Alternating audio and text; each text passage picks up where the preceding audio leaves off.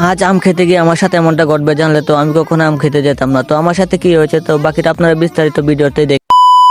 High আসসালামু আলাইকুম, কেমন আছেন? আশা করি ভালো আছেন। আপনাদের দোয়ায় ভালোবাসায় আমিও ভালো আছি। তো প্রতিদিনের মতন সকালবেলা ঘুম থেকে উঠে ব্রাশ করতে করতে কলের দিকে যাচ্ছিলাম, এমন সময় গাছ থেকে আম পড়া একটা দেখে প্রথমে বাঁচিলাম বাড়া, কিন্তু দেখি পরে দিয়ে একদম নষ্ট আমটা। ভাবতাছি সকালবেলায় যদি এই অবস্থা হয়, সারাদিন কেমনে কাটবে। তো যাই ধুয়ে নিলাম, আর মুখ দিয়ে ঘরে আসার পরে আমাকে তেল দিয়ে ধরিয়ে দিয়েছে। এগুলো নিয়ে আমার চাচাকে দেওয়ার জন্য, ট্রাক্টর হাল চাষ করার জন্য। আর বাসা থেকে বেরিয়ে একটু যাওয়ার পরে আমার চাচা চলে আসে, তো চাচাকে দিয়ে দিই আমি। তো ঘরে এসে সকালে নাস্তাটা কমপ্লিট করে নিই। তারপর দীর্ঘ এক সপ্তাহ ধর কাপড়গুলো জমে আছে। তো আমি কি পরিমাণ আলসা, তো এইগুলো না দেখলে বুঝবেন না। তো এক সপ্তাহ পর আমি এগুলো দুইটা আছে, তো সকালে ভিজিয়ে দিলাম। আর এদিকে গাছটা চলে আসি আমাদের পুকুরে। আর এদিকে কাপড় থেকে যে পরিমাণ ময়লা বাইরে সেগুলো দেখলে মনে হয় বুড়িগঙ্গার পানিও ফেলে আমার এই ময়লার পানি। তো এগুলো দিয়ে আমি ভালোভাবে আরো খছে নিলাম। আর খসতে গিয়ে আমি পরে গেছি পাই। তো এগুলোর পরে ওরা আমি আবার ধোয়া শুরু করে দিই। এগুলো সুন্দরভাবে ধুয়ে নিলাম। নিজের কাজগুলো নিজেই করতে হবে, কারণ তাছাড়া আমার কেউ না। আমার বড় বোন ছিল, তাদেরকে বিয়ে দিতে। তো এখন আমার মা একলা, তো এগুলো আমি দিতে করতে হয়। তো রোদে দিয়ে দিচ্ছি, তো রোদ উঠতেছে দেখতে। আর এদিকে আমটা ভাবছি আমটা নিয়ে খাবো, তবে আমটা ছিলার পরে যা ভাবলাম তা হলো না। তো আমটা দেখতে আসছি একদম পুক, কিন্তু আমটা মিষ্টি ছিল, যাই হোক একটু খেতে পারলাম না ভাই। দেখে অবস্থা একদমই খারাপ হয়ে গেছে। তো এরকম হলে কি হয়? আম থুয়ে আমি এখন ঘরে যেতে থাকি। আর আপনারা ভিডিওটা ভালো লাগলে লাইক শেয়ার করে থাকবেন, আর অবশ্যই সাবস্ক্রাইব করে দেবেন।